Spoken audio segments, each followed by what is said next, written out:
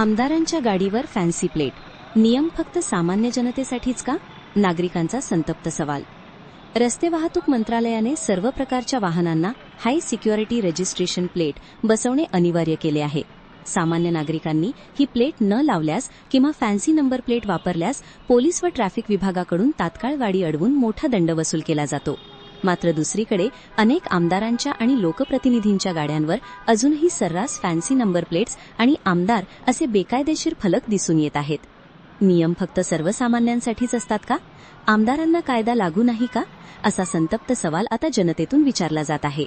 सर्वसामान्य वाहनधारकाने नंबरवर थोडे जरी डिझाईन केले किंवा डिजिटल नंबर प्लेट लावली तरी पोलीस त्याच्यावर कारवाईचा बडगा उभारतात.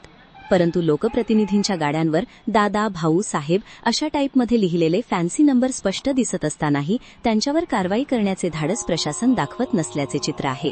त्यामुळे कायद्याची अंमलबजावणी करताना दुट्टप्पी भूमिका का घेतली जाते असा प्रश्न नागरिक उपस्थित करत आहेत.